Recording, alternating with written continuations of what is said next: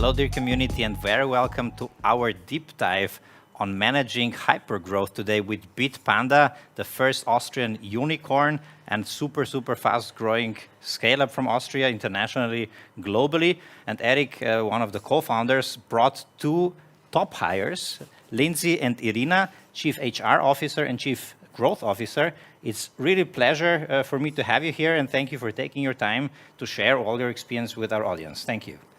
Thank you. Thanks for having us. Thanks. Eric, first, congratulations on these international top hires. Mega track record behind these two ladies. How did you get to know them? How did this happen? Headhunters. Okay. We were looking for both roles for quite a while, and we actually didn't stress us too much. So to find the right people to lead this, because you don't want to hire somebody for now. You also want to hire somebody for the future already. Yeah. So, and that is always a big challenge. And at a certain point, like a few years ago, I said oh, why do you need headhunters? I said, yeah, you kind of need them. So yeah. For this level, maybe some learnings and experiences for hiring this so to say track record on the C-level. How does it work? Is it really just by headhunters, or can you have a lucky shot with, I don't know, just job ad at some platform? No, actually, you know what? I think the process for you, Irina, was done with a headhunter, but the intro or somebody said, look at her, she's really good. I heard great things about her. Came from one of our investors. So look at her profile, and then so personal recommendation. Yeah. What's your jobs going to look like, Lindsay? It's obviously super important position for Bitpanda, managing this hypergrowth, scaling internationally, opening new cities, and so on and so forth. What exactly is your role going to be? Yeah, it's pretty exciting. So I get to oversee the world of people. So everything when it comes to hiring, straight through to reconnecting once people decide to fly. Office spaces, international expansion with the offices, working in close partnership with you. And of course, all things culture. Eric, why is it important to bring people with experience managing hypergrowth on that stage of Bitpanda? Because you can have a lot of young and ambitious people that are super smart, great talents, but you need someone with the experience, especially in the combination of, becoming bigger and more structured. And on the other hand, this growth thing is ridiculous because everything is changing completely. It's you're getting thrown around all the time.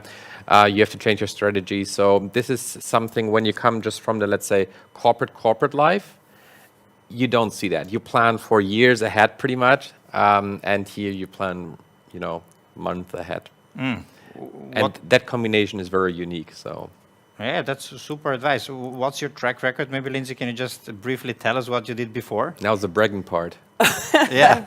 No, so before Bitpanda, I was the global head of HR at MessageBird, which is a CPaaS company based in Amsterdam. And before that, I was also in the world of payments at the company called Adyen.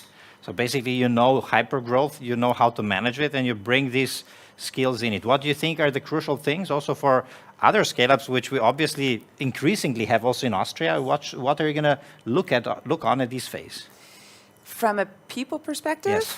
I think one of the most important things is, actually there's a couple of things. So one is you've got to nail down the culture element, right? Because there's only a certain type of person that's going to be really successful in a company that's going through hypergrowth, right? You got to kind of love the crazy, you got to love the speed, and you got to be able to cope with that ambiguity. So once you sort of nail that down, then it's about really cascading it out and making sure that that's what you're interviewing against, that's what you're tracking performance against, that's how you're kind of getting the right people on the bus, as we say. I think next to that is also, there's this tendency when you're going through such fast growth is just go, oh my gosh, we need so many people, and then just throwing kind of everybody in. And this is the moment where you have to almost slow down to speed up. Make sure that you've got the right people that are joining, because like Eric said, they're going to be with you for the longer term, right? You're always planning for now, but also people that can scale with you. And so that's, I would say, probably two of the most important things. Do you have a rule of thumb for this situation? Because on the one hand, you desperately need people now, but on the other hand, they should be the right people. Yeah. So what's the rule of thumb? it really is important to get that right person, because at the end of the day, if you get the wrong person, then you either have to spend a lot of time hand-holding to get them ramped up, they're not happy, you're not happy, then you have to take one difficult decision or another from either party. It's just, it slows down productivity, there's all sorts. You gotta get it right. Take the time, because it speeds up in the end. Okay, Irina, you're going to be managing growth. What exactly does that mean in Bitpanda context? So in the Bitpanda context, this means marketing. This means business development. Our market teams, our teams in the European markets, as well as international expansion. Perfect. And you also bring a lot of experiences in growing hyper growth, growing it further, so to say, and managing it. You come, the last station was at Revolut. So I've spent the past 3 years at Revolut, started as their country manager in Romania and left as global head of growth. One step before, I've been with Uber, where I've led the marketing team in Romania, and I'm also an entrepreneur at heart. Before that, I had the marketing agency working with tech startups. Now explain me something. When you come to Bitpanda with your experience, Uber, Revolut, and so on and so forth, do you bring a playbook where you say, okay, this is how we grow and let's do it ABC, or do you look at the specifics of Bitpanda and then develop a plan how to do it? So that's an excellent question. I don't believe in one-size-fits-all solutions. So I have some experience, and I've worked with multiple tech startups of different sizes, as well as Uber and Revolut. Each has their own recipe for growth, and there's no such thing as success recipe. I think it's very important to understand how things work first, and to understand what works and what not. I have some insights from my previous experience, but you can't just build a playbook and apply it consistently across all companies, because it will fail gloriously. So right now, I'm getting up to speed. I'm trying to understand how our processes currently work, and shaping it together to keep growing as fast as we did.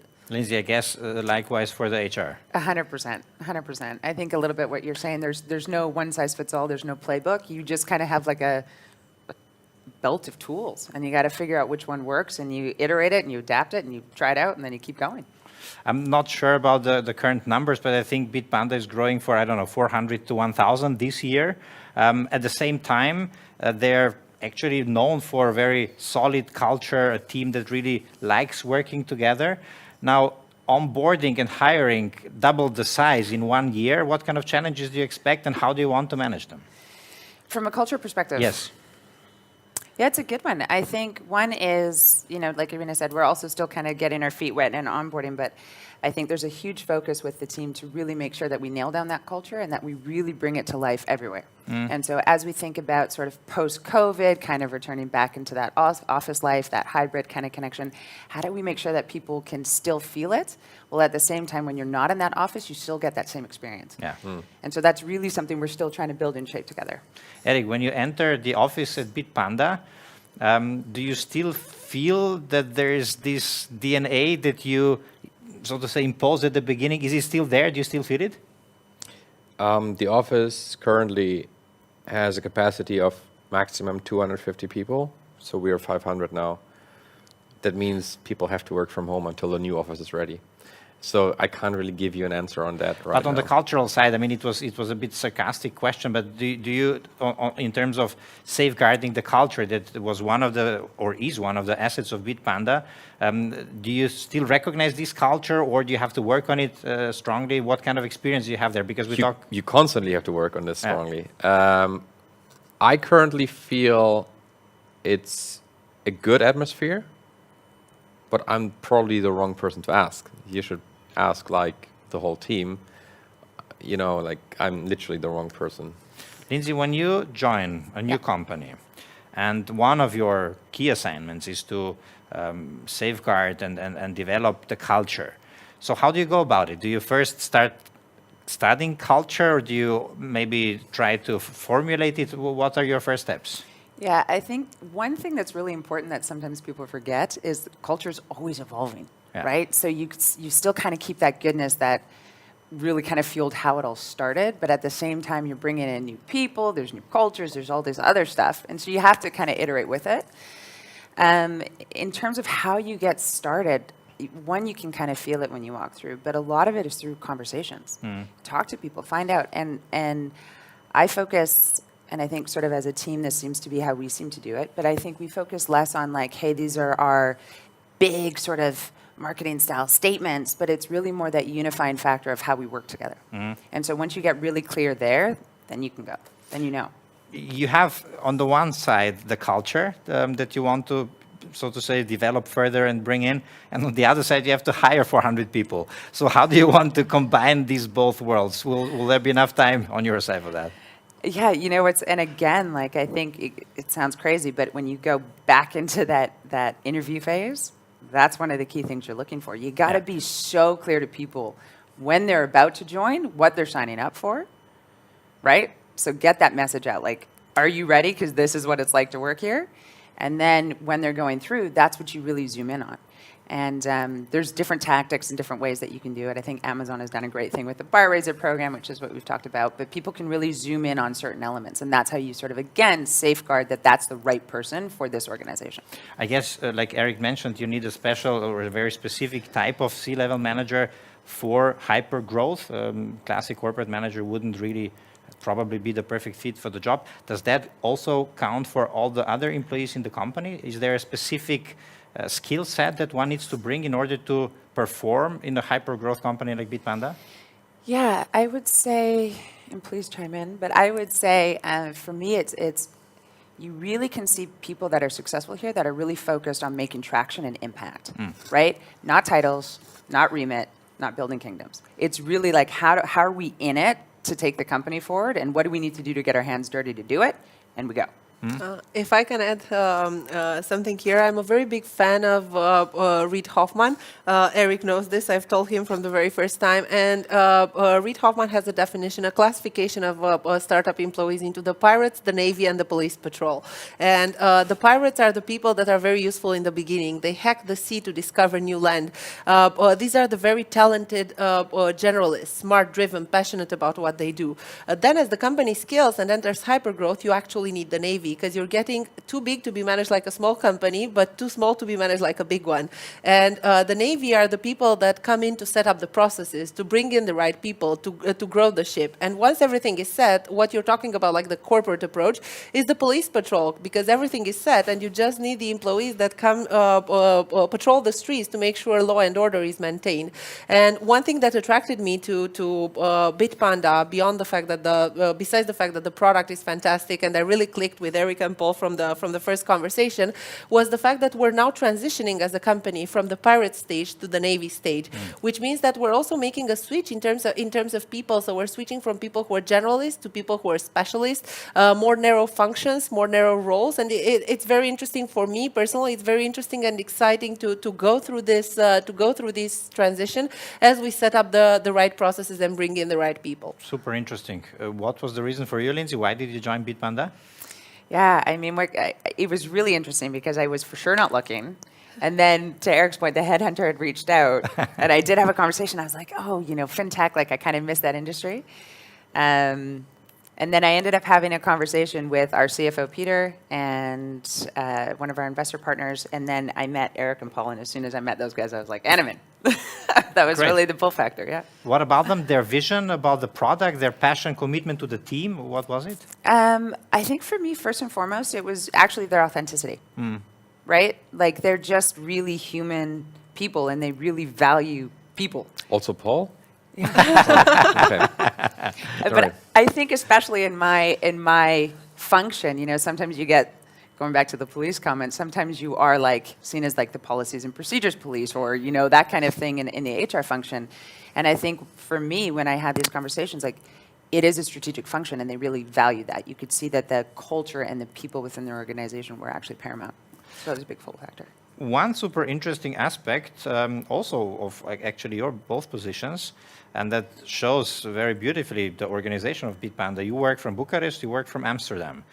So how is Bitpanda organized nowadays? We know them obviously as a Viennese company, but now they have offices in many cities. Obviously, I'll also be curious about why that's the case, but what is the organization? Do you work as a hybrid organization? What kind of model are you embracing?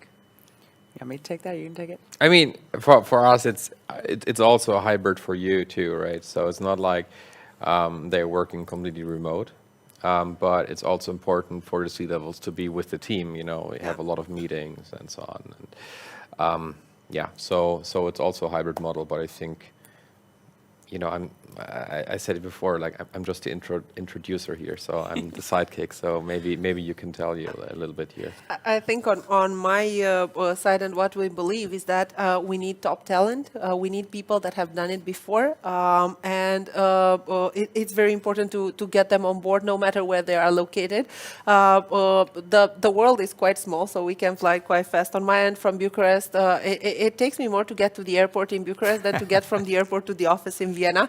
And I'm going to be here need-based whenever necessary. But I feel it's very important to bring the right people on board, no matter where they are. And I think to add to that, because we're speaking about culture, and I think because what we've noticed is when you come to an office, right, there's those moments of brainstorming and collaboration and just those social moments I think everybody really missed during COVID. And for us, that's such an important touch point. And as great as virtual is, and we can all see that it's been really successful, we actually believe in finding the balance between the two. And so where we are, we want to be sort of not only from a business perspective, but also make sure that there's a place for our people to go that feels like Bitpanda that they can walk into. So we are opening offices and like sort of what we would call talent hubs in different areas so that people actually have that place to connect. Yeah. We'll, so to say, be asking you about your experiences with that, because what we see is that these hybrid models are the most difficult forms actually to manage, because if you have everybody on the same spot, you have communication going on. If you have everybody remote, it's also, let's say, easy. But if you mix, then people who are in the same building talk to each other, but maybe not to those who are somewhere else and remotely. And I'll be super curious about how you solve this thing, because it's one of the crucial elements of the communication in a hybrid organizational situations. Or maybe you have already some ideas how to tackle it. No, and it's one of those debates that are going on all the time, right? So does it work? Does it need to be fully remote? Does hybrid even, what it looks like? I think we still have to figure it out, because it also depends on the people in the team, where they're located, depends on the manager. So I think part of our responsibility is to make sure that we help them find the right way to work for them, right? Yeah. So still adapting sort of to that individual needs, because everybody's life is different, right? And so some are more effective at home, some are more effective in the office. So still trying to support that, but also helping, like I said, coach managers, how do you facilitate stuff like that? How do we make sure that we dedicate in-office time together where we can be together, or take things using different tool or techniques or whatever it is more online? We still got to kind of figure it out. So, I mean, there will be some guidelines, we'll figure it out. And then there is, for each team, also they have different personalities in there, they have different kind of work. They will also have a lot of, space, room for interpretation, however they want to do it. So it just needs to work. There's not like, this is the rule. This is for everybody. This is, it has to be individual for the teams. True. I think that on the information, if you have really strong project management, it works, because the owner of every initiative must make sure that everyone is informed and everyone is on the same page, irrespective of whether they're here in Amsterdam or in the Maldives. I mean, I don't think we have many people in the Maldives, though. But not that I know of. Not yet. Eric, this is one of the interesting aspects for me as well. You are actually building a nice new headquarter in Vienna, but nevertheless opening many new cities around the world. Why?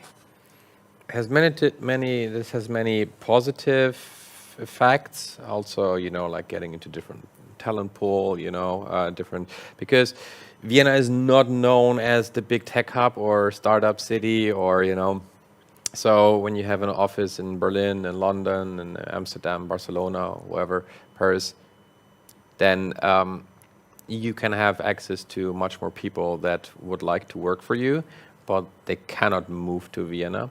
And on the other hand, and that is the reason on the negative side, we cannot hire anybody outside of the EU to Vienna, like to Austria. So due to the the red card, everybody knows that this is pretty much Austria is at the last place in Europe. So we gave up. We gave up on this after years of trying. We gave up. So that's really one of the reasons why you have to move to offices. This is one effect. So for example, if we get like the really top guys from the US, which are very, very hard to get, no chance we get them to Austria. We will employ them in London or Berlin or Amsterdam.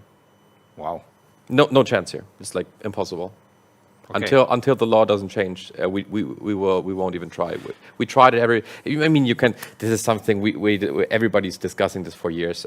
It's simply not possible, and we gave up on this. Yeah, but I mean, it's powerful to hear it as firsthand as you just mentioned it. Now, you talk to other founders. Is it completely the same situation with other scale-ups in Austria? Yeah, you know. Yeah. I mean, this is impossible, especially if you get like the people that can literally choose for every job they want in the world. And when you say like, yeah, now we have to wait maybe 3 more months until the administration says yes or no, you lose the candidate. You don't even have to try, Lindsay, what is it for you when you have to hire so many people? That's a no-go, I guess. That's a no-go. Yeah. That's a no-go, especially when you're going through growth like this. You can't afford to wait, because also we always talk about sort of the war on talent. Yeah. But think about even now in Austria, how many companies are up and coming in just in the surrounding areas. I mean, we like literally everywhere across Europe, we're fighting for tech talent, good talent, top talent. So we have to go where we can. Yeah. When you find them, you can't wait for 6 months. Exactly. No, and also we're wasting way too many resources and time, and the whole process is set up for, like the law is made for construction companies that try to fight illegal, like immigration, something in the 90s or 80s. The law has when the law was made, we didn't exist, like the internet probably didn't exist, so never mind. Is Amsterdam a good place to bring foreigners, for example, to work there? Yeah. I think you have quite an interesting system, right? I think it's done with how much you pay. So you have like depending on your age, you have a minimum salary requirement. We have something called a knowledge migrant, for instance, in the Netherlands. But as a company, what's exciting is that you can be a recognized sponsor. So once you get that recognized sponsor status, then you can bring people in from all walks of life, right? As long as they meet specific conditions like the salary and whatnot, and we're able to hire everywhere and fast. That means that, Eric, you're only going to be hiring people in Vienna who come from Europe? Yeah. Okay. Yeah. And I think also in Berlin, they have like they decide within 5 days or something. In London, it's also, much easier. But also France did it like you have kind of we would get a certain status, and I think it's done in a way, but I'm not 100% sure. You can pretty much hire whoever you want, and then you have 1 year time, and they can already work to give the certificates and everything. But yeah. Dear Austrian politics, please listen to this. It's important, obviously, for the economy here. What are the next steps? You're here since a few days. You're here since a few weeks. So both of you guys, relatively fresh. What are the first milestones, or are the first milestones to define the first milestones? So the first milestones are to define the milestones. My priority right now is to meet the team, to understand how things work today. Because as we were talking before, I'm not coming with a playbook and I'm saying, okay, starting tomorrow we're going to do that. I want to understand how things work. I'm going to be focused on international expansion. I believe strongly that in order to win every market in Europe and become the #1 investment platform throughout, we need to go local to some extent. So I'm going to be focused on building local teams in our priority markets, where in the same time building a very strong central teams to set up the processes, to work on our global initiatives. So that would be my focus over the next month. This is interesting. So in this growth, hyper-growth globally, the local connection plays a role. Yes, it does, because user profiles, particularly for us as a fintech, because trust is instrumental to get to being a mass market product, and because user profiles and user needs are so much different market to market. Lindsay, that means you're going to be hiring not only for Vienna's headquarter, but all over the place. And we are, totally. Okay. And do you have to communicate with different candidates in different markets in a different specific local way, or you have one communication worldwide? Communication. Employer branding, for example, communication, the benefits that you have on the market, culture that you transport. Do you have to translate it into different cultures, or do you go with one messaging? Now or future? Future. Future.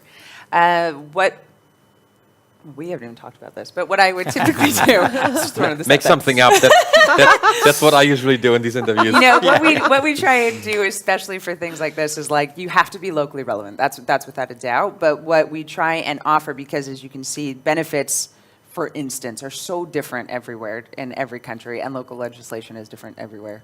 So we try and empower our people to choose for themselves. So this is really sort of saying, instead of saying, okay, this is your laundry list, we're going to find out what really is relevant to folks and empower them to go ahead and do it, whether that's through cash stipends or sort of global benefits that they can tailor, all sorts of stuff. What I think is very important, so beyond the benefits part, I think that one thing that's very important and should be consistent throughout the world is the Bitpanda DNA, which has to be the same wherever we are. That's the red thread, yeah, 100%. Perfect. You know what I just realized? I forgot to mention one very good example with the red rosette card. You're Canadian. I am Canadian. We would never, ever try to go for the process, because then maybe in half a year you would start working for us here. So Seriously? yeah, I mean, this is so ridiculous, and this is why we said, like, oh yeah, you're in Amsterdam, everything is working. Oh, okay, then we employ you there. And we open up a new, so to say, hotspot in Amsterdam because there's talent who can... Yeah. But one great example of executive is sitting right next to us. We didn't even have to search very far, you know. Are there going to be new executives coming on board? Who are the 400 people joining probably this year? What kind of profiles are you looking for?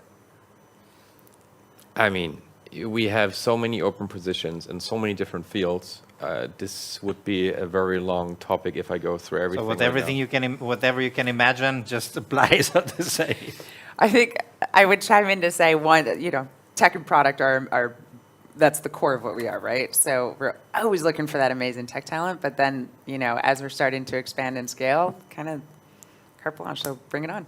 Perfect. And if you want to join the unicorn, probably becoming whatever corn in the future, super hyper scaling startup, one of the most successful, not only Austrian, but European scale-ups and startups, then here they are.